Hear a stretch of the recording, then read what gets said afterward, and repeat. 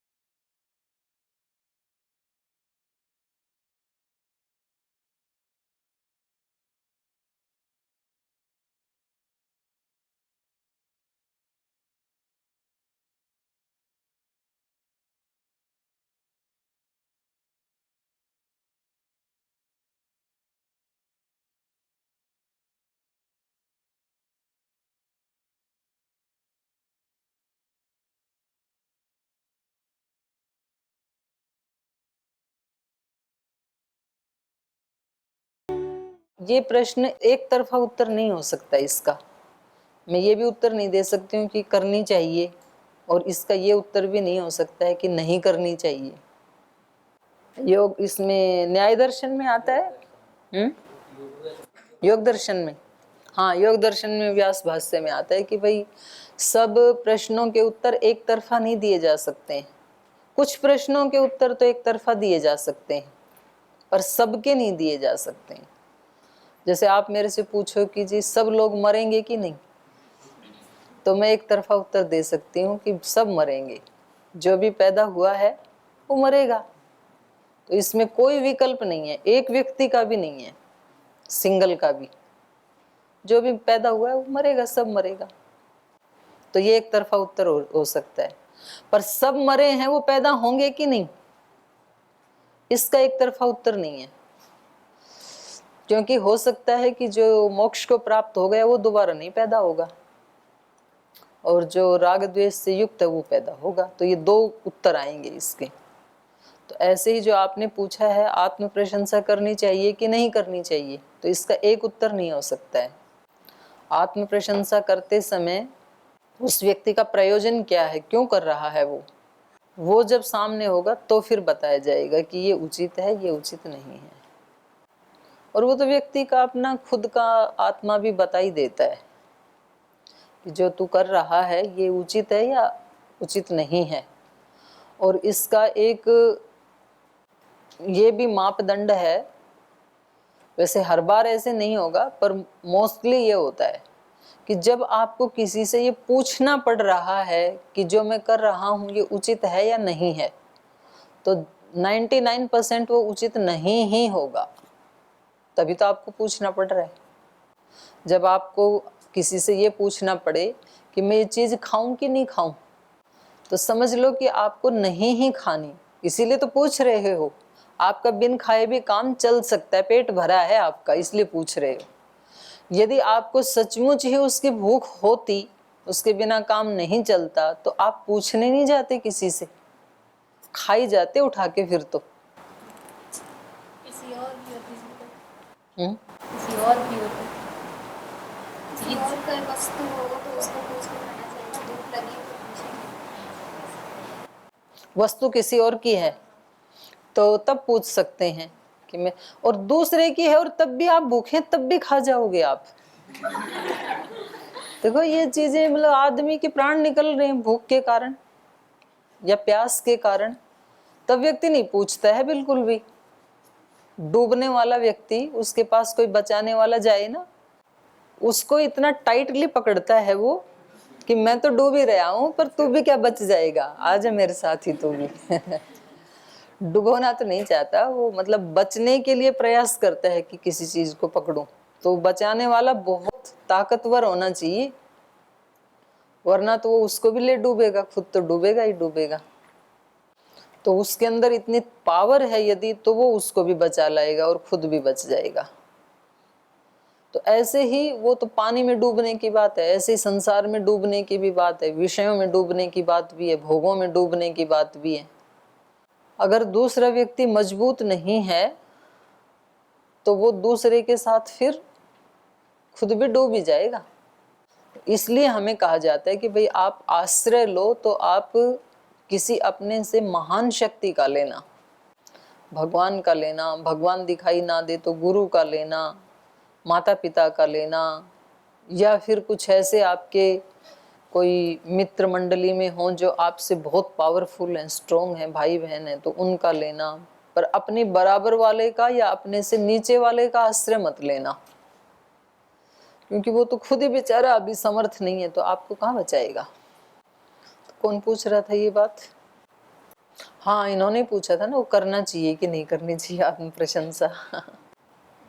हाँ बोलो। वो किसी दूसरे के सामने नहीं, खुद अपने आप में, मतलब जिस दिन अच्छा कार्य होता है उस दिन अपने आप को ही मतलब वो उत्साह देता है। मैंने ये अनुभव किया है कि जो मतलब मैं की हूँ वो अच्छा है, तो उसके लिए मैं अपने आप को ठीक है, गुड है, मतलब आज मैंने बहुत अच्छा काम किया। हाँ, ये ऐसे हाँ, मतलब अपने आप में प्रशंसा होता है। कभी कभी क्लास में मजाक में से बोलती हूँ देखो ऐसे वैसे, लेकिन ऐसे कोई भाव वो नहीं रहता कि अच्छा ही है, लेकिन मेरे को उत्साह मिलता है तो वो चीज़ ठीक है कि नहीं है, मतलब खुशी एक होती है। आपने कोई अच्छा काम किया, हाँ, फिर आपने अपने कक्ष में आके अपने आप को ही कहा कि देखो आज मैंने बहुत अच्छा काम किया, तो इसमें कुछ भी गलत नहीं है, कहना ही चाहिए, अपने आप को एम्पावर करना ही चाहिए।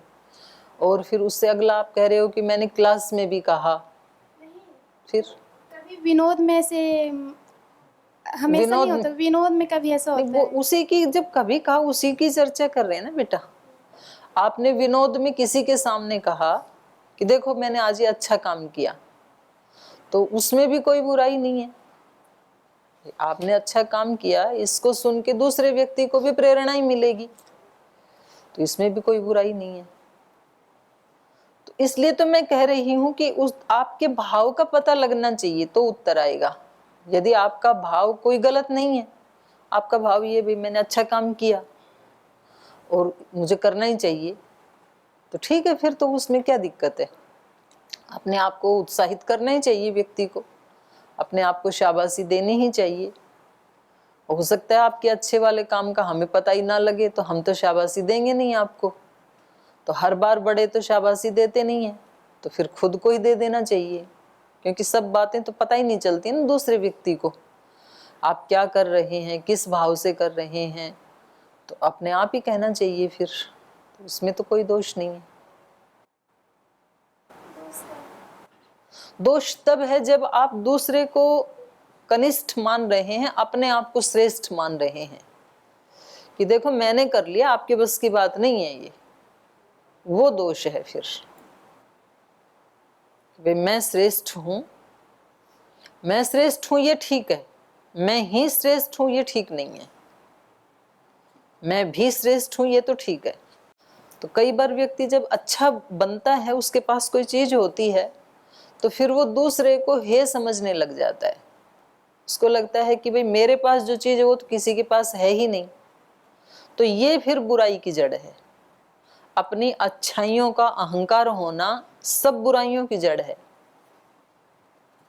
और ऐसे व्यक्ति फिर वो दूसरों के तो कुछ काम नहीं आ पाएंगे, पर अपना भी नुकसान ही करते हैं, खुद का भी। तो इसलिए मैंने कहा था कि इसका भाव क्या है। यदि अपनी अच्छाइयों का अहंकार है और उस अहंकार के कारण यदि कोई व्यक्ति आत्म प्रशंसा कर रहा है, तो फिर वो ठीक नहीं है। ठीक है, तो ऐसे तो अपने आप को हर व्यक्ति को उत्साह देना ही चाहिए। ये तो हमें महाराज जी रोज ही सिखाते हैं। ऋषियों की संतान हूँ, भगवान की संतान हूँ, श्रेष्ठ आत्मा हूँ, अच्छे कर्म करता हूँ, ये तो कहना ही चाहिए अपने आप को। और करने के बाद अपने आप को उत्साहित भी करना चाहिए अपने ही मन में। और दूसरे के सामने कभी आपने कहा है और दूसरे को भी आप उत्साहित ही करना चाहते हैं, तो भी कोई दोष नहीं है। ठीक है, चलूं आगे। चलिए। भरद्वाजाश्रमं दृष्ट्वा क्रोशादेव नरर्षभः बलं सर्वम् अवस्थाप्य जगाम सह मन्त्रिभिः पद्भ्यामेव हि धर्मज्ञो न्यस्तशस्त्रपरिच्छद वसानो वासशिक्षौ पुरोधाय पुरोधसम् ततः सन्दर्शने तस्य भरद्वाजस्य राघवः मन्त्रिणस्तानवस्थाप्य जगामनुपुरोहितं वसिष्ठमथ दृष्ट्वैव भरद्वाजो महातपाः सञ्चचालास् आसनातोत्तोरणं शिष्यान्नर्ध्यमिति ब्रुवन् समागम्य वसिष्ठेन भरतेनाभिवादितः अबुध्यत महातेजाः सुतं दशरथस्य तम्। तो ये वशिष्ठ जी को अपने आगे करके अपने साथ उनके पीछे उनका अनुगमन करते हुए भरद्वाज जी के आश्रम में प्रवेश करते हैं। ततः संदर्शने तस्य, और जब ये प्रवेश करते हैं उनके आश्रम में, तो तस्य भरद्वाजस्य संदर्शने राघवः मंत्रिणः तान् अवस्थाप्य जगाम अनुपुरोहितम। तो ये आश्रम तक तो अपने मंत्रियों को भी साथ लेकर के गई, लेकिन जब प्रवेश करने लगी तब ततः राघव, तब उस राघव ने तस्य भरद्वाजस्य संदर्शने, महर्षि भरद्वाज जी का दर्शन करने के लिए मंत्रिणः तान अवस्थाप्य, मंत्रियों को भी फिर पीछे ही छोड़ दिया। मतलब दरवाजे तक तो आए मंत्री, फिर मंत्री वहीं रुक गए।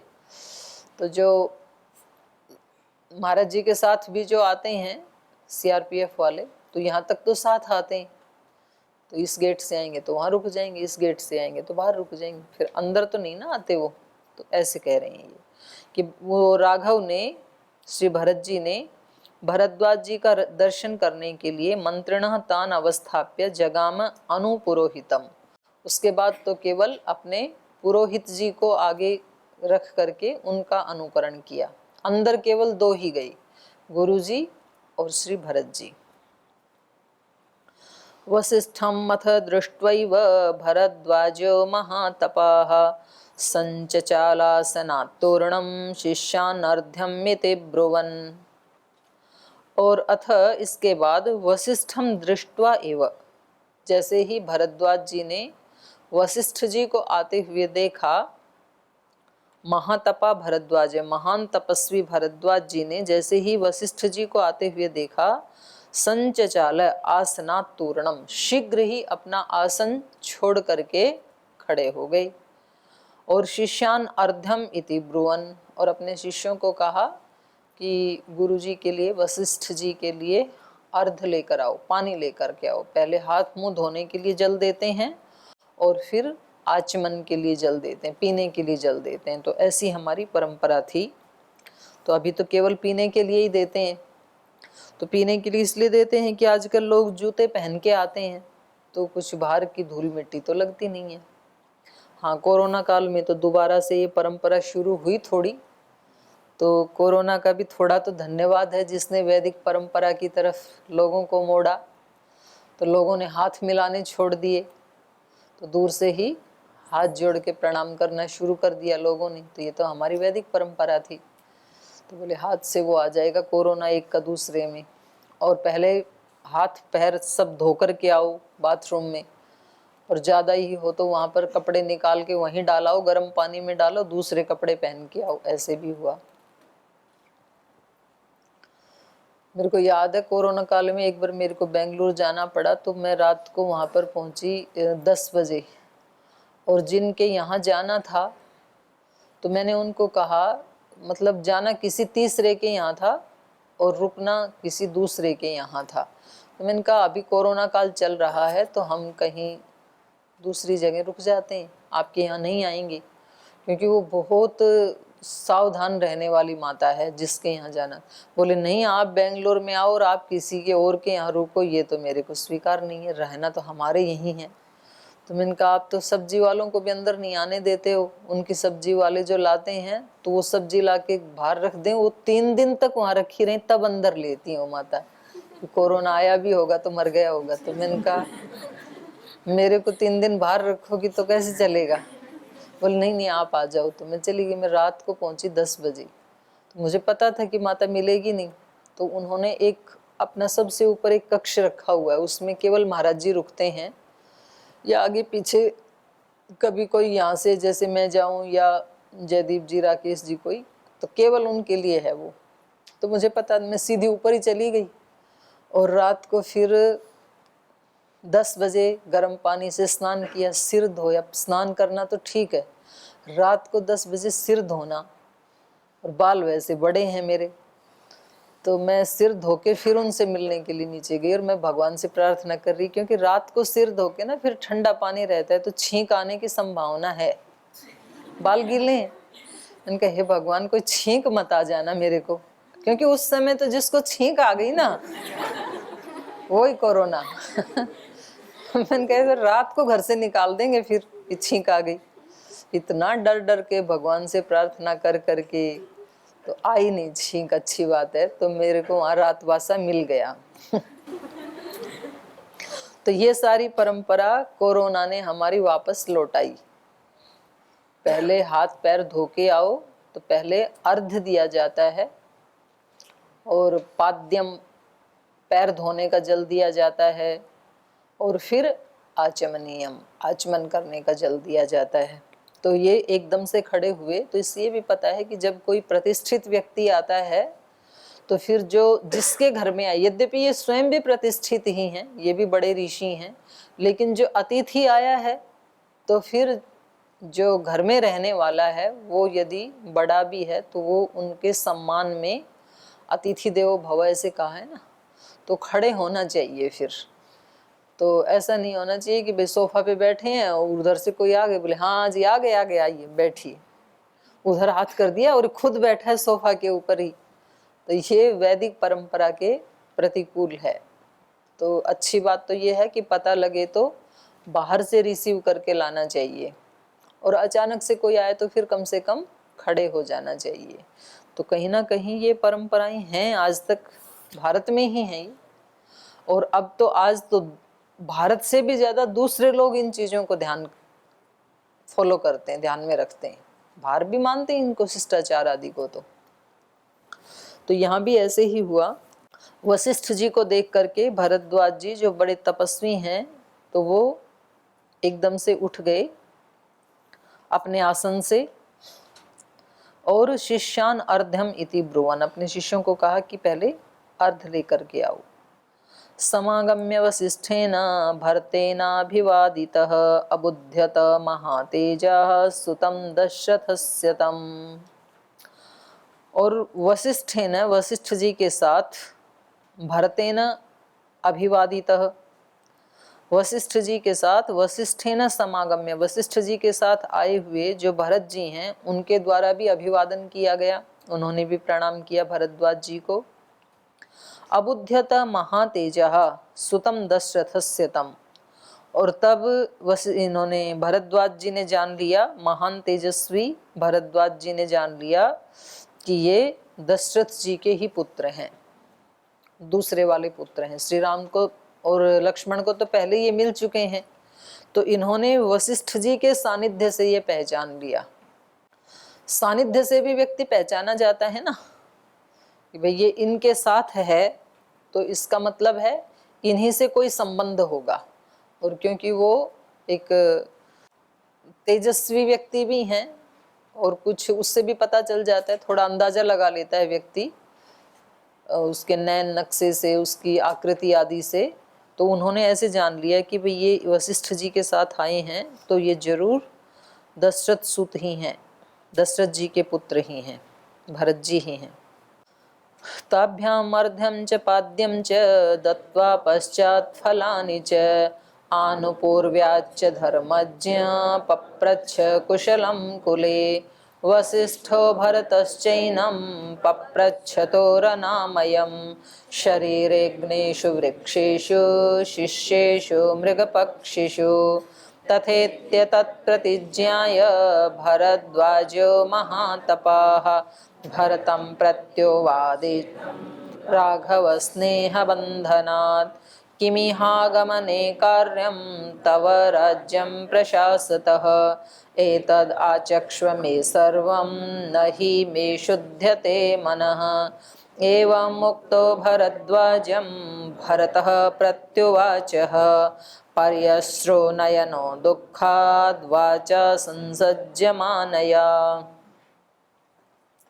ताभ्याम अर्ध्यम च पाद्यम च दत्वा, तो उन दोनों को उनके शिष्यों ने अर्ध्यम पाद्यम च, पाद्यम मतलब पैर धोने का जल, अर्ध्यम हाथ मुंह धोने का जल, और दत्वा च पश्चात फलानि च, और उसके बाद उनको फल आदि दिए। अनुपूर्व्याच धर्मज्ञ, और अनुपूर्वी से, अनुपूर्वी मतलब एक के बाद दूसरा, आते ही पहले पैर धोने को जल दें, हाथ धोने को जल दें, फिर आचमन करने के लिए जल दें, फिर कुछ फल आदि दें, फिर कुशल क्षेम पूछना चाहिए। तो ऐसा नहीं है कि आते ही कुशल क्षेम पूछने लगे, तो पहले कुछ जलपान तो कराओ। तो इसलिए इन्होंने कहा अनुपूर्व्याच्य, अनुपूर्वी से, माने ये सब दे करके, आतिथ्य करके, उनका अतिथि सत्कार करके, फिर धर्मज्ञ कुले कुशलम पप्रच्छ, इस धर्मज्ञ ने, भरद्वाज जी ने उनके कुल की कुशलता के बारे में पूछा कि आपके यहाँ सब कुशल तो है। वसिष्ठो भरतश्चैनं पप्रच्छतोरनामयं शरीरेग्नेषु वृक्षेषु शिष्येषु मृगपक्षिषु। तो इन्होंने कहा कि हाँ, हमारे यहाँ तो कुशल है सब कुछ, लेकिन अब आपके यहाँ कैसा है, इन्होंने पूछा। वसिष्ठ भरतश्च, वशिष्ठ जी ने और भरत जी ने, एनम पप्रच्छतु, उन्होंने इनको पूछा, भरद्वाज जी को, अनायम अनामयम, कुशलता पूछी, कैसे, शरीरे, शरीर की कुशलता के बारे में पूछा, अग्निषु, यज्ञ याग आदि की कुशलता के बारे में पूछा, वृक्षेषु, आपके यहाँ वृक्ष आदि सब ठीक हैं, शिष्येषु, शिष्यों के बारे में पूछा, और मृग पक्षीषु, जो भी वहाँ पर और पशु पक्षी उनके आश्रम में रहते थे, उन सब के बारे में पूछा। तो आज भी ये चलती है ये प्रथा, व्यक्ति फोन करके भी पूछता है, किसी से बात करता है तो आप कैसे हैं, तो कहते हैं कि हम तो ठीक हैं, आप कैसे हैं, बोले हाँ हम भी ठीक हैं, उसके बाद आगे बात चलती है।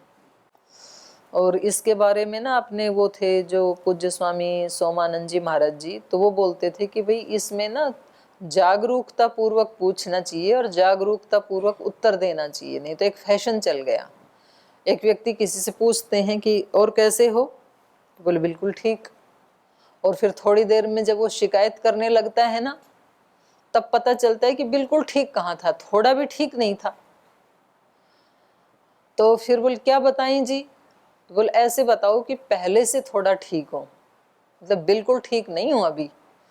तो उनसे कोई जाके पूछते, महाराज जी आप कैसे हैं, बोले भाई पहले से ठीक हूँ, ऐसे ही बोलते थे। तो ये भी एक शिष्टाचार है, वैदिक पद्धति ही है कि इन्होंने पहले आपका स्वास्थ्य ठीक है, शरीर के बारे में पूछा, फिर आपका यज्ञ आदि ठीक चल रहा है, मतलब साधना के बारे में पूछा, क्योंकि व्यक्ति जब पूछता कैसे हैं तो शरीर के बारे में ही पूछता है, तो शरीर से आगे भी पूछना चाहिए। अग्निषु, आपका यज्ञ आदि ठीक चल रहा है, साधना ठीक चल रही है।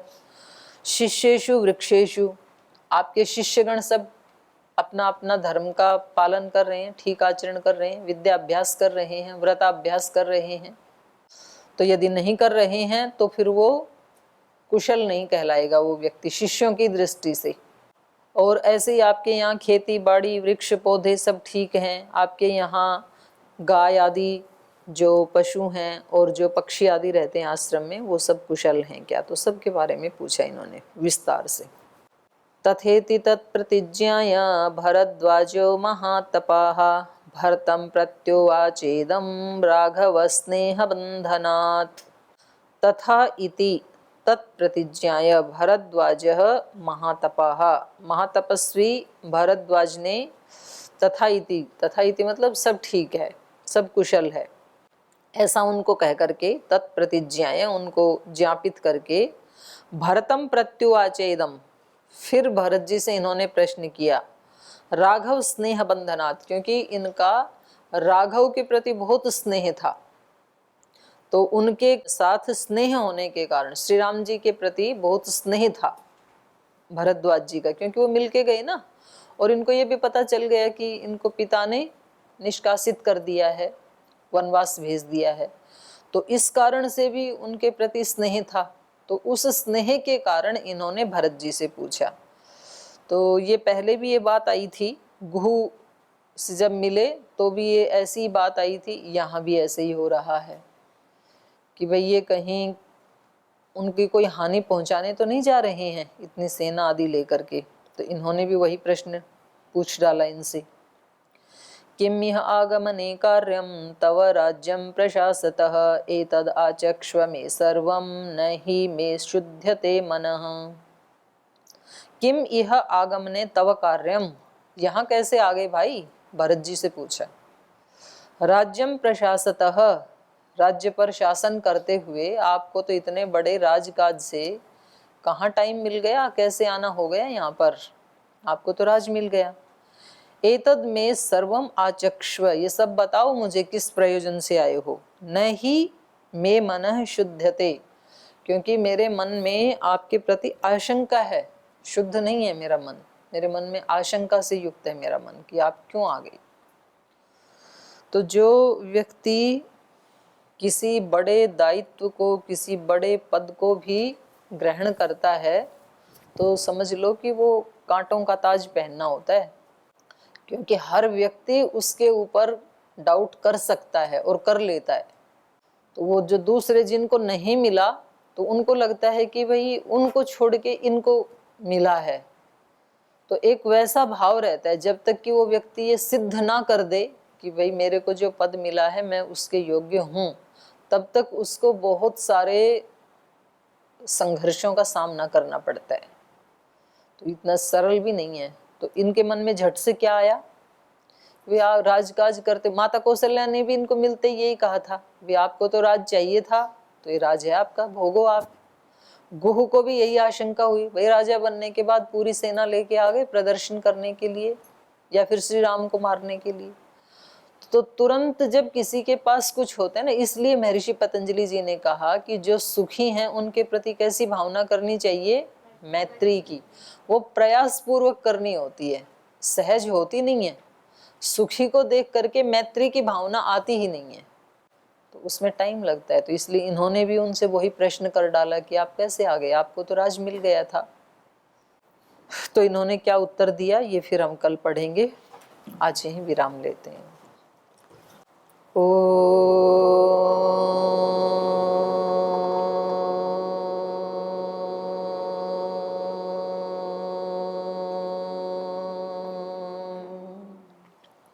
शांति शांति शांति।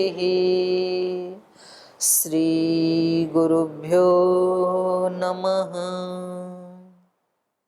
हे हृदयेश्वर, हे सर्वेश्वर, हे प्राणेश्वर, हे परमेश्वर, हे समर्थ, हे करुणा सिंधु, हे समर्थ, हे करुणा सिंधु, विनती ये स्वीकार करो, विनती ये स्वीकार करो।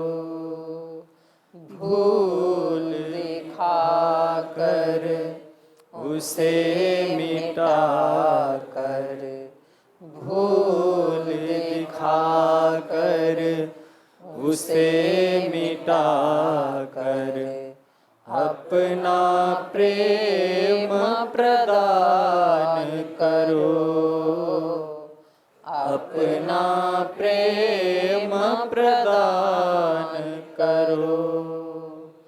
पीर हरो हरि, पीर हरो,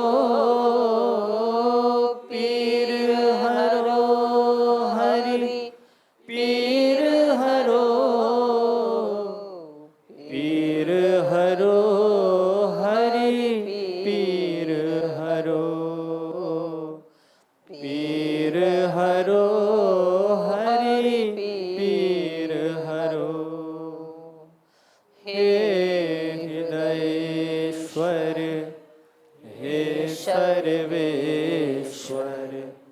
हे प्राणेश्वर